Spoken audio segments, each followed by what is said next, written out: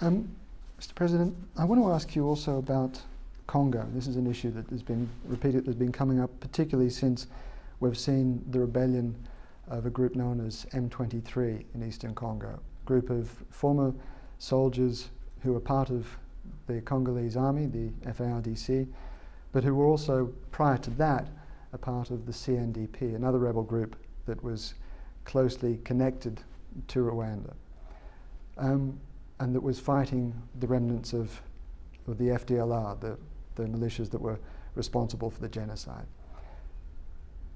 There's been a group of experts report which has just been released that's accused Rwanda of being actively involved in that rebellion.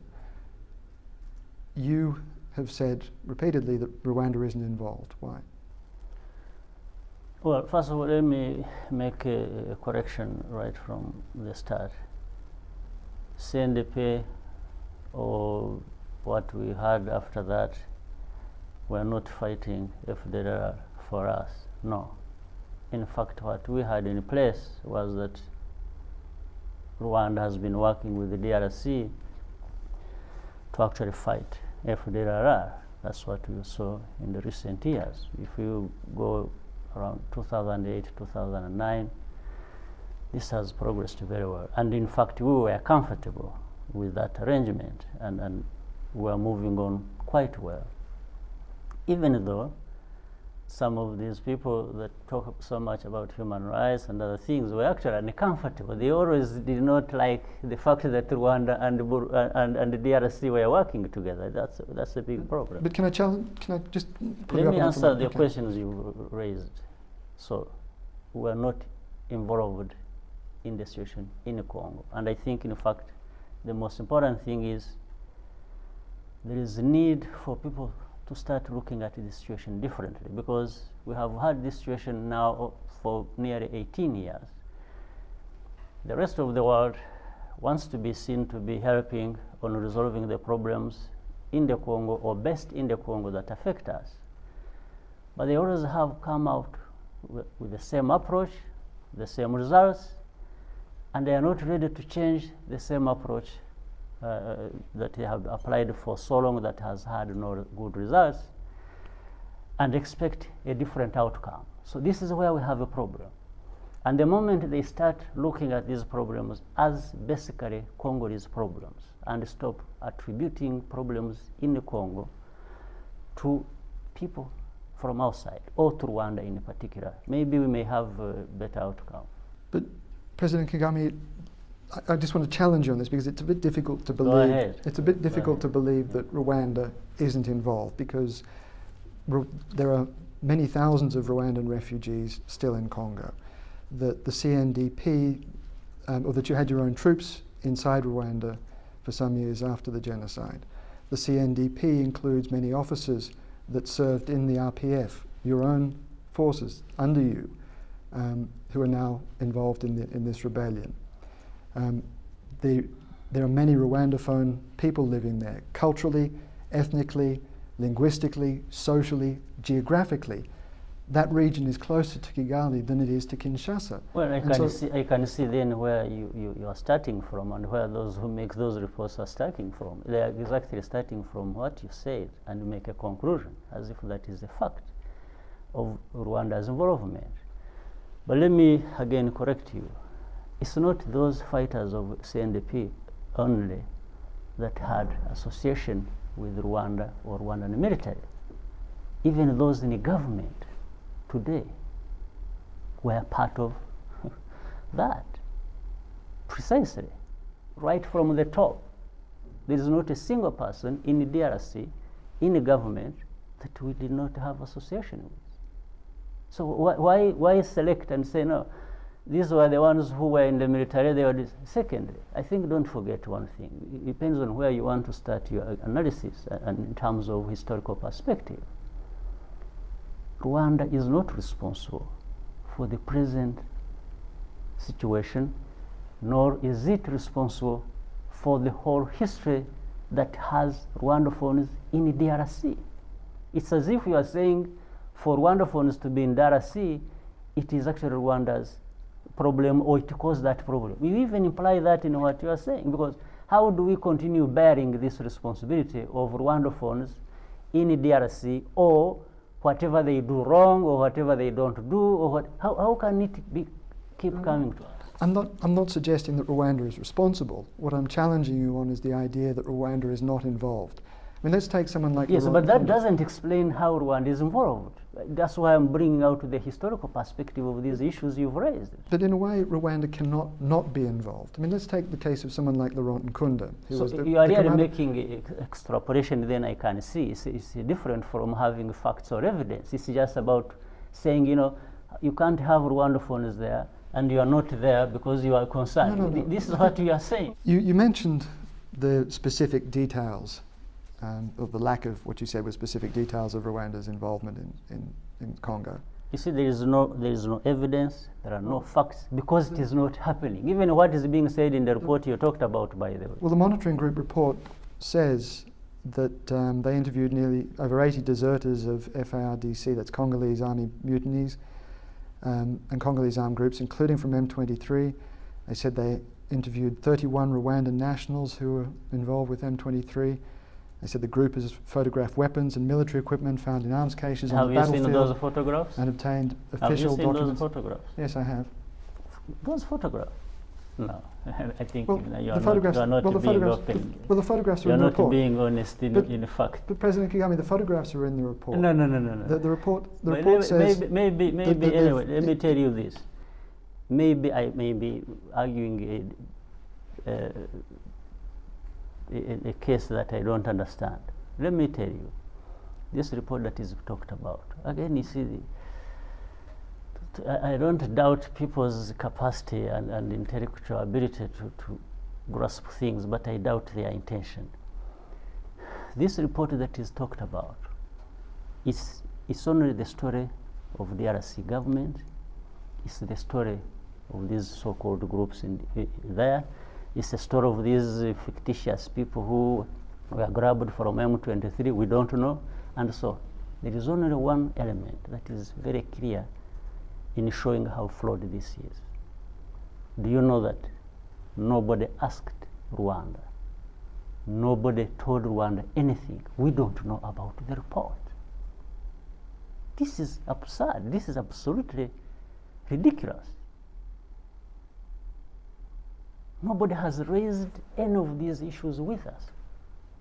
The report was written behind our backs. It's as if it was written in secret, and we are being accused, but the other parties that are involved are aware of it, and they are the source of these accusations. But the report contains very specific detail. Do you get this point? No, I understand that. I understand. Yes. Why would it come to this? Why would it come to this point? I don't know. I mean, you should know, because you are have an interested in these questions being asked and answers being found.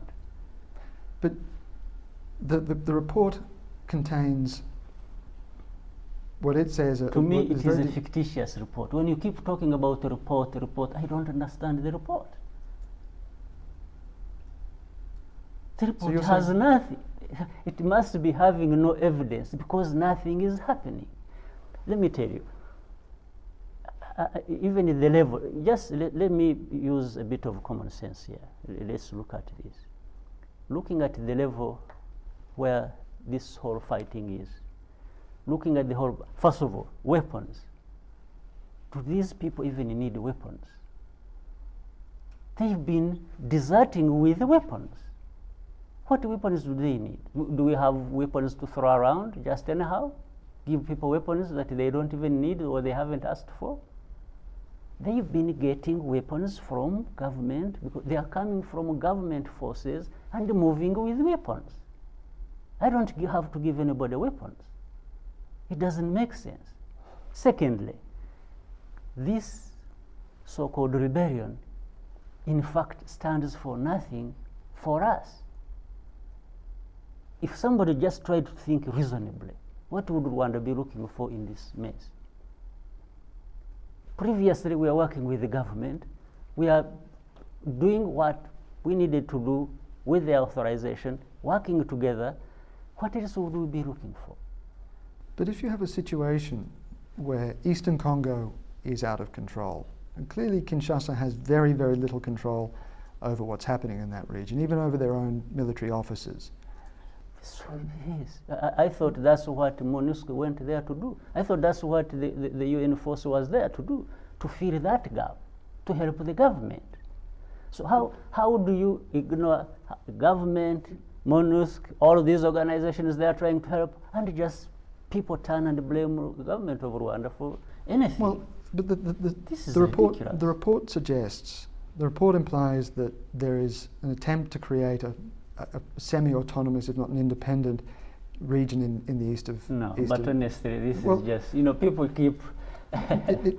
This is, and then what? Because well, they're quoting officers who are quoting. they are. You see, Minister- this is what we shouldn't maybe waste so much time on. They are. I don't know who these are. And But look, it's the same old story for the last 20 years. We're just President having Kagame, what you've said is that Rwanda has no interest in instability in eastern Congo. Not at all. And that's very clear. Absolutely, yes. And you also said that if the trying the same thing over again has failed to produce different results, then maybe it is time to try something different. Now, clearly, Kinshasa has very little control and has been apparently been losing control I should over not the be east. accused of that. This is what I'm saying. No, I'm not saying that you are. I'm That's not what accusing we you are of being accused of. No, We just should just not, well, let me finish my be question. accused of a mess in DRC, period.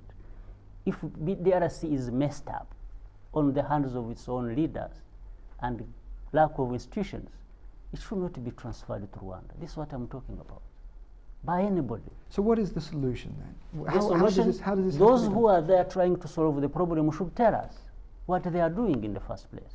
You have all these so-called groups you are talking But about surely you have some that ideas are yourself. there. First of all, I'm just using this as a starting point. You have the whole world in Congo purportedly doing whatever they are doing and finding solutions. They should be the ones to be asked, not me. For me, the way I thought we would resolve these problems was what we were doing. We were working with the DRC. And for us, it also was associated with our interest of dealing with our security problem that originates from Congo. So we begged, we asked DRC government to allow us to work with them to uproot that problem. And by extension, they would also, I think, get relief from this extra problem they have over and above what they already have of their own. This is the way we approached it. And before it is 2-3 years old, the whole thing is dead with a different. Now, I think somebody manufactured some stories. They say, oh, Rwanda, is trying to do this, and the whole thing flares up. But there is nothing we can point to and trace for a fact that has originated from Rwanda for this problem. Absolutely nothing. The same people there in DRC who have failed to deal with the issues they claim they went there to deal with are the ones making these accusations. Are they running away from their own failures? I should note, Rwanda has its own problems to deal with. We don't want to bear Congo's problems. We can only work with Congo to address issues that affect both of us. But we cannot address problems of Congo. But the problems of Congo are clearly going to influence Rwanda. We're going to likely become a problem in That's Rwanda. why we have been open to working with them. I have said that. That's why we have been working with them. That's why actually we preferred direct engagement with them, which we have been doing. Now somebody is turning it upside down in some way we don't understand. So what is the solution then? Is it for the Congolese army to reintegrate M23 back into their army? Is it part of the problem, but that's only a small part of the problem. And what the is problem is the wider governance issue of such a country that has such complexities. It's not by you see, this is the whole problem. If you look at what happened, say, in the case of Rwanda you were talking about a while ago, some people had believed that if he was out of the situation, the problems would be over. And by the way, even at that time, in our discussions, we were warning them that probably they are having it wrong. You don't deal with just one person in a situation like that and think you have resolved the problem. You need to look beyond dealing with one person or another the next day. It's a systemic problem. It's not a one person's problem. But we are there massaging this problem, applying these, things that don't really make sense, and thinking we can close our eyes and the next day we find a solution.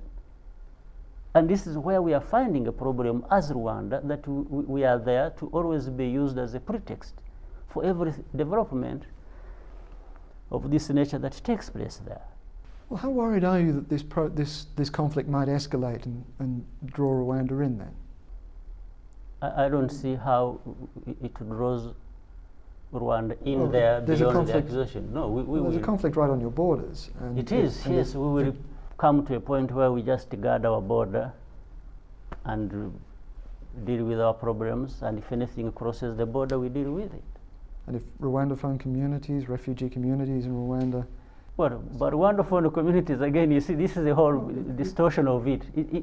You are saying it as if Rwandophone communities are Rwanda's problems. Rwandophone communities are Congolese. This is the point of departure that messes up the whole understanding. But Rwanda had troops in Congo to deal with... Are Rwandophone communities Congolese or not? They're Congolese, but there are also many Rwandans. They should be treated as such, first of all. But the FDLR... But we have many Rwandophones living in other countries, and we haven't had problems with that. But you sent your own troops after FDLR. Yeah, but you are now mixing up these issues. Well, yes, FDLR and Rwandophones are two different things. Rwandophones are Congolese. FDLR are Rwandese. So you keep mixing them up and bring the... If you want to bring the history, as it were, you are referring to the past so much, talk about 50, 60, 100 years now. If that's what you want to talk about. Don't conveniently keep going to some history and then that brings in Rwanda. No, Rwanda, if you will, went in long ago. How these people became Congolese. If you want to talk about that, let's talk about that. All I'm suggesting is that to say that Rwanda has no interest in it, or no. Nobody said it has no interest in it, because that's why I told you we are working with the Congo. We've been working with the Congo to address problems that affect them, that also affect us. This is what I said. What I don't accept and agree with, I don't agree with that, and I don't agree with these accusations, is to say that, say, for a current problem of groups in Congo fighting, Rwanda is directly involved in that fighting, is helping one side in the fighting. No. This is what I'm saying.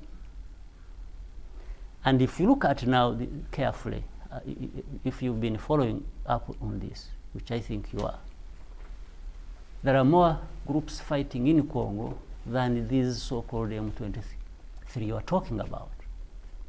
Now, maybe tomorrow, we're also going to be accused, no, the M23 was not enough.